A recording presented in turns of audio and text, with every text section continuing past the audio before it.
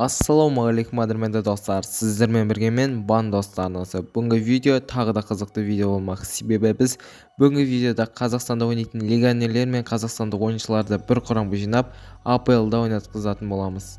Бізде осындай құрам жиналды: Джо Пауло, Деблес, Самародов, Рамазан Оразов, Зайнудинов, Филиппович және Асранкулов, Әліп, Марочкин және Бейсебеков, Шацкий. Ал қосалқы құрамдарда Чондрич, Қасым, Быстров, Эбонг, одан басқа ойыншылар әзірге жоқ, өйткені оларға бюджет жетпей қалды және көбісі құрамға кіргісі келмеді. АПЛ-ның алғашқы ойыны біздің алғашқы қарсылас Эвертон клубы, және Эвертон клубына қарсы ойынды біз өткізіп жіберетін боламыз, және бұл ойында біздің құрам Эвертон клубынан 2-1 есебімен жеңіліс тапты.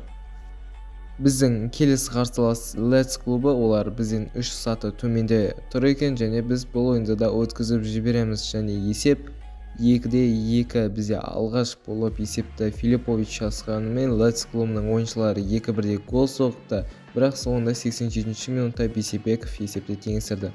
Келесі ойын бізде кубок ойыны, біз бұл ойынды өткізіп жібереміз, және бірақ бұл ойында біз 3-1 есебімен жеңіліс табамыз. Олар 1-3 гол соғып тастаған, бізде тек қана оларға қарсы жауап берген тек Самародов екен.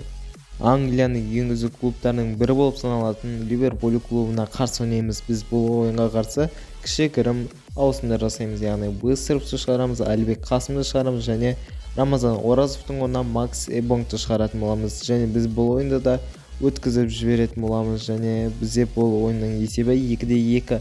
Бізде алғаш болып Зайнудинов есепті ашты, одан кейін Дарвин Нунес есепті теңестірді, одан кейін Бейсебеков есепте 2-1-ге жеткізсе, Кейта 84-ші минутта есепте 2-2-ге жеткізген. Біз осылайша қызыл аймақтан бірақ шықтық, енді тек жеңістер керек. Келесі қарсылас бізден бірақ саты жоғары тұрған Брентфорд клубы. Бізге бұл клуб қарсы жеңіліс қажет, бірақ біз бұл ойында 2-1 есебімен жеңіліс таптық. Олар 32-ші, 76-ші минуттарда гол соқты, ал бізде Дебле 79-ші минутта гол соқты. Біз енді 20-ші орында тұрғандықтан бұл ойынды өзіміз ойнайтын боламыз, және бұл ойынның қиындылығы ең соңғы ультимат дегенге қоятын боламыз, және біз бұл ойында бастаймыз. Ойын басталды, біздер үшін ауыр ойын болатыны түсінікті, бірақ біз бүгінгі ойында тек жеңіске ұмтылатын боламыз. Зайнудинов Самародовқа пас, және Самародов Филипповичке керемет табыс берді. Жоқ, бұл жерде қақпашы оңайлықпен тосып алды. Қазір допты тартып аламыз. Жоқ, топтан айырылып қалдық, және керемет, және жоқ, неткен қауіпті болды бұл жерде. Осындай қателіктерді жасамау қажет. Және бұл жерде Матета Заға пас және соққы жасауға болады. Жоқ, бірақ бұл жерде Матета іліп қалды. Бізге сәттілік жолдас болды. Қазір топ Филипповичте, және Деблеге пас, қайтадан Филипповичтің алдына шығарып берді, және соққы, есеп 1-0. Алғаш бұл есепті қазақ құрамасы ашты. Қазір қауіпті шабуыл, және Әліп керемет тойтарыс берді, бірақ доп әлі Кристал Пэлас құрамасында, және бұл жерде Зар Самбиге пас берді. Жоқ, бұл жерде тағы Нұрәліп жоқ, топтан айырылық, және За бұл жерде керемет алдап есепті теңестірді. Осы За деген ойыншы Кристал Пэластың өте керемет ойыншыларының бірі. Бірінші тайм аяқталды, есеп 1-1. Самародов Деблеге пас, Дебле енді ашылып келе жатырын Филипповичке пас, және Джо Пауло есепті 2-1-ге жеткізді. Керемет комбинацияның арқасында осылай есепте еселедік. Енді алдағы уақытта ойынды дәл осылай жалғастыра берсек, жеңіске жететініміз айқын. Қазір біз бейнеайталауды қайтадан қарайтын боламыз, және голдың қалай салынғанын көретін боламыз.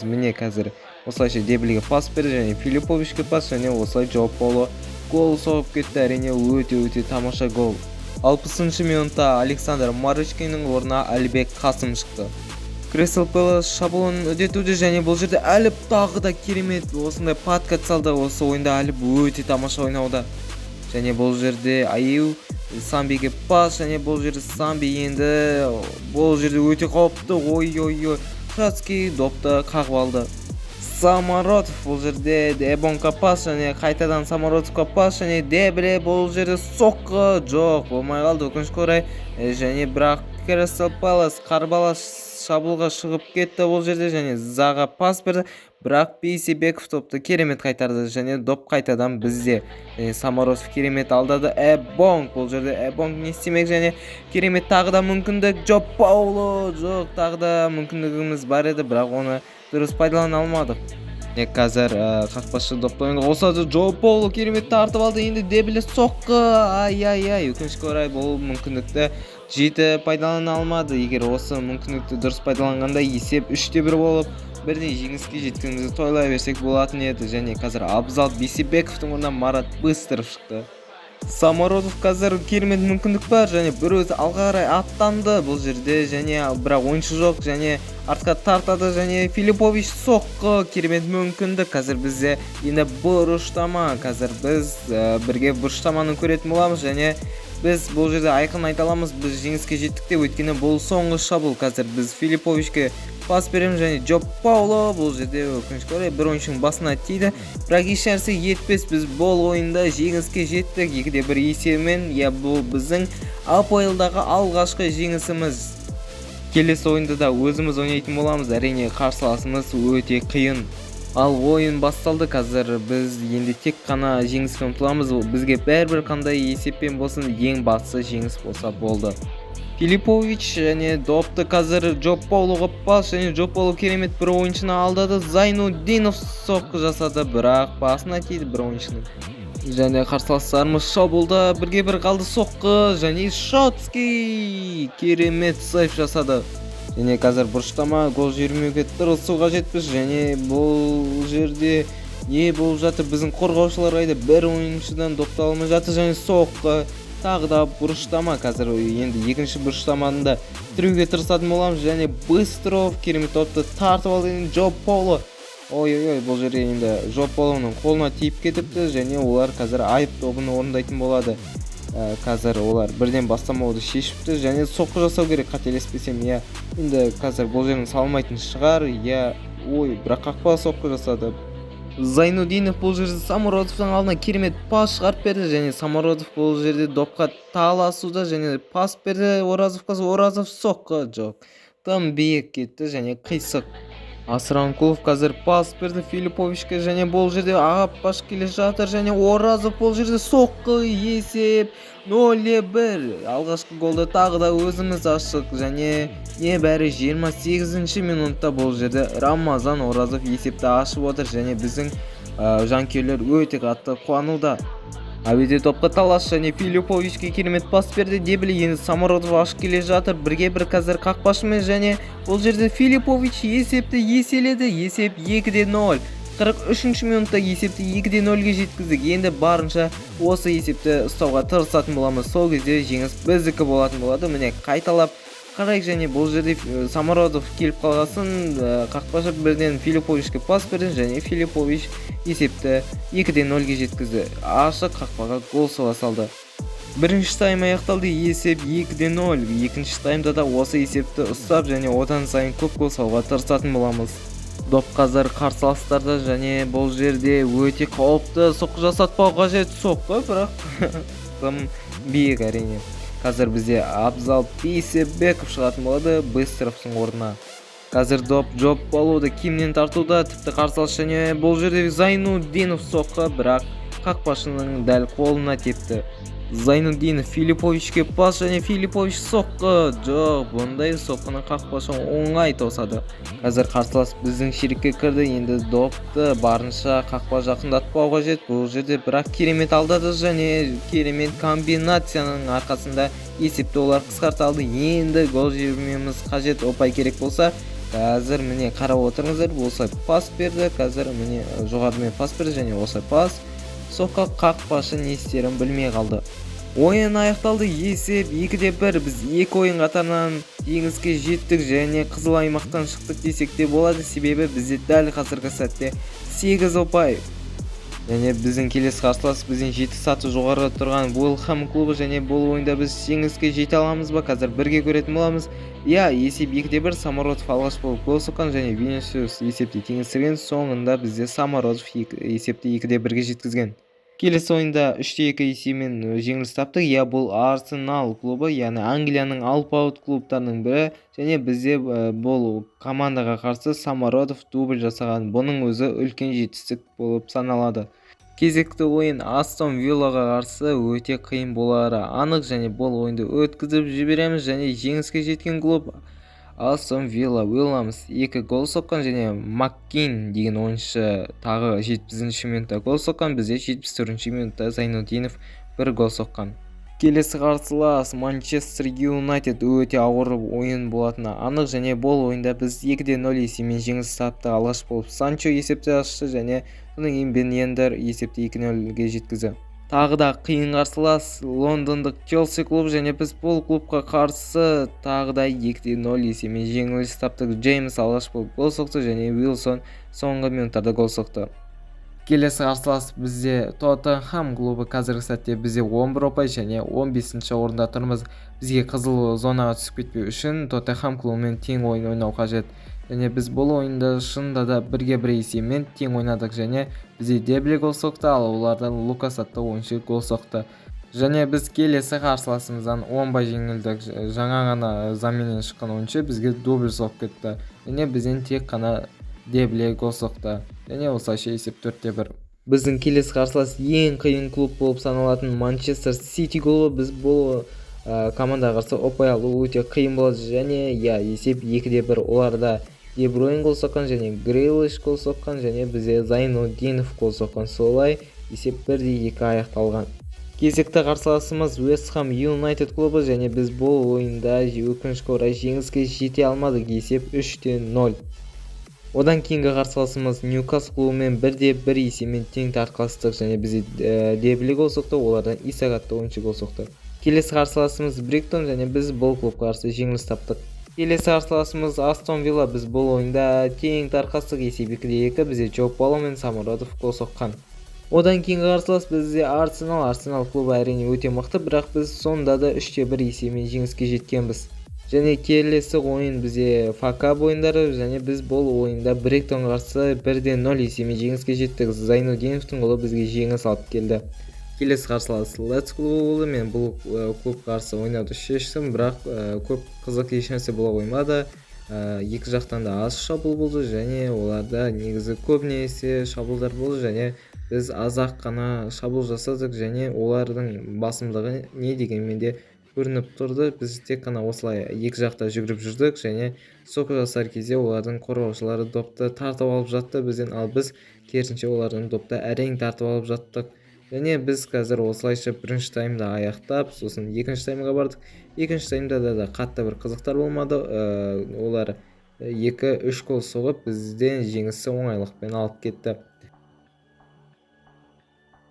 Одан кейінгі қарсыласымыз Эвертон клубы қарсы біз бұл ойында 3-2 есебімен жеңіске жеттік. Алғаш болып Зайнуддинов гол соқты, және Самародов, содан кейін ең соңғы болып Оразов гол соққан, және есеп 3-2. Және ФК ойындары жалғасы. Қазір 1-16 финалда бізге Милуэлл клубы қарсы болды, және біз бұл клубты оңайлықпен жеңе қоймадық. Есеп 1-0. Дебленің соққан голы арқасында жеңіске жеттік. Және біздің келесі қарсыласымыз Уэльс. Біз бұл клубты 2-0 есебімен жеңдік. Самародов алғаш болып гол соқты, және 70-ші минутта Зайнуддинов есепті 2-0-ге жеткізді. Біздің келесі қарсыласымыз Тоттенхам клубы. Қазір бізде 23 ұпаймен 15-ші орында тұрмыз. Бізге қызыл аймаққа түсіп кету деген мүмкіндік әлі де тұр. Сондықтан да біз бұл клубқа бар күшімізді салдық, және біз 1-1 есебімен тең түстік. Джо Пауло гол соқты, және Ришарлисон гол соққан. Және біздің келесі қарсыласымыз Челси. Біз бұл клубқа қарсы өзіміз ойнайтын боламыз. Ойын басталды. Қазір доп бізде. Әліп Қасымға пас, және Қасым бізде қазір бұрыштама, және бұл жерде Джо Пауло. Деблеге пас, Дебле бұл жерде соққы неткен өте керемет соққы болды. Бізде қазір тағы да бұрыштама. Қазір бізде Джо Пауло пас беретін болады, және бұл жерде Филиппович және өзі бұлай Деблеге берді. Дебле қайтадан соққы жасай алмайды, өйткені жабықтыра алды. Асранкуловқа пас, Асранкулов алдады, және пас тым биік кетті. Ой-ой-ой, бұл жер негізі ереже бұзылған секілді. Жоқ, доп бәрібір бізде, және сондықтан да біз қазір ойнай беретін боламыз. Және Зайнуддинов бұл жерде Филипповичке пас, және Рамазан Оразов бұл жерде қазір пас берді Самородовқа, және Самородов Быстровқа пас. Енді бұл жерде пенальти. Ой, міне бізге алғашқы мүмкіндік болды салуға. Қазір міне бейне қайталау сәті осылайша қолына тиген екен. Расында да кәдімгідей қолына тиген.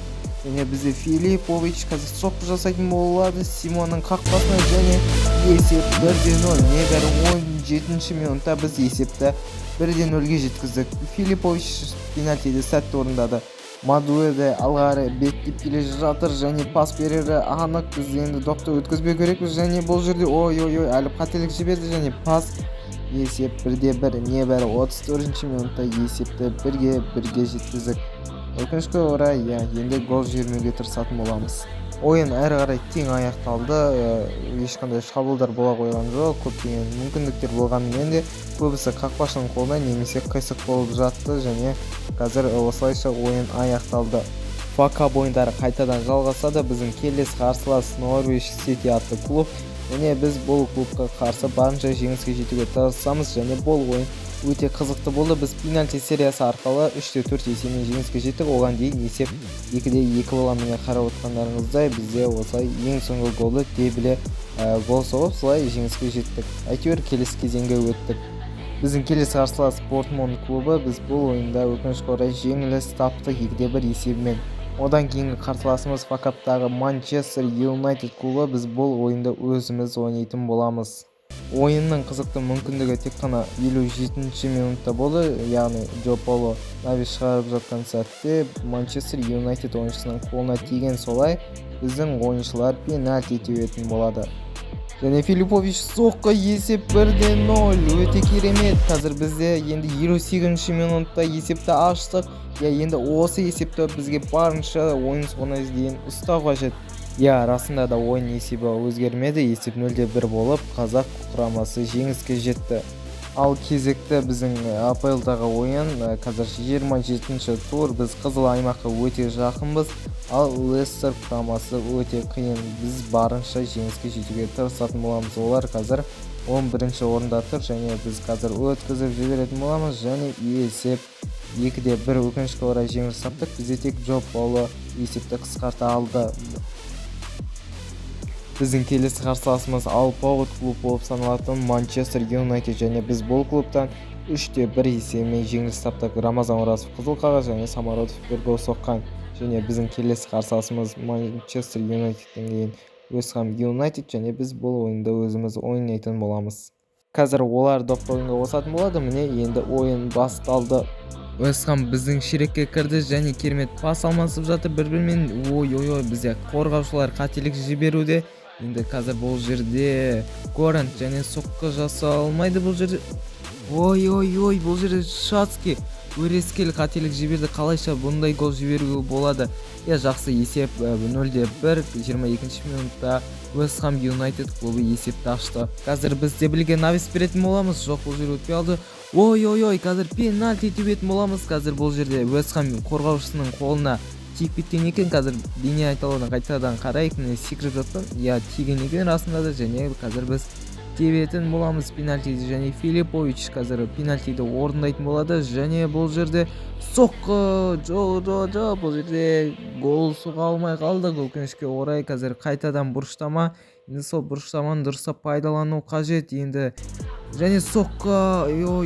Өте қауіпті болды, және қазір доп әлі бізде. Және біз бұл жерде Филипповичке пас береміз. Жоқ, өтпей қалды. Бұл жерде әлі Асранқұловта доп. Және біз қайтадан бұлай Филипповичке пас береміз. Жоқ, болмай қалды. Өкінішке орай доптан айырылып қалдық. Бірінші тайм аяқталды. Есеп 0-1. Әзірге жеңіліс табудамыз. Және қазір Самородов артқа пас береді, және Филиппович бұл жерде тағы да пенальти. Біз үшін енді өте жақсы мүмкіндік есепті теңестіру үшін. Қазір бірден пенальтиді тебетін боламыз Филиппович, және бұл жерде дәл банағы жерге тебетін боламыз, және есеп 1-1. Өте жақсы. Енді допты аламыз да бірден ортаға жүгіретін боламыз.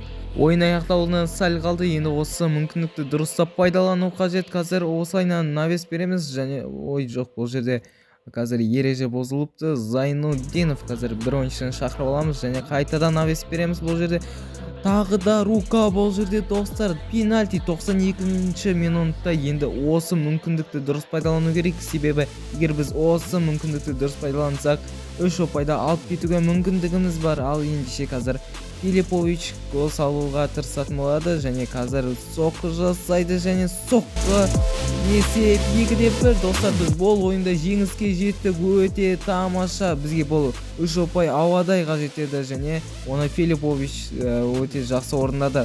Ойын аяқталды. Филиппович 2 пенальтиді соғып дубль автор атанды және біз 3 ұпайды еншіледік және қызыл зонаға деген мүмкіндігімізді азайттық. Міне қазір сіздерге турнирлік кестені көрсетіп кетейін. Қазір бізде 28 ұпай және біз 15-ші орындамыз және қазір біздің қарсылас 3-ші орында тұр, 63 ұпай жинап және біз бұл қарсыласқа қарсы жеңіске жетуге барынша тырысатын боламыз. Біз бұл ойында 2-1 есебімен жеңіске жеттік. Самарот алғаш болып гол соқты және Алип гол соқты. Және біз келесі қарсыластарымызды өткізіп жіберетін боламыз. Осылай календарға кіріп және біздің алғашқы қарсылас Crystal Palace клубына қарсы және біз бұл ойында тең ойнадық және Ливерпульге қарсы 2-5 есебімен жеңілдік және кубокта да біз жеңіліс таптық және Брайтон клубына қарсы біз қазір көретін боламыз.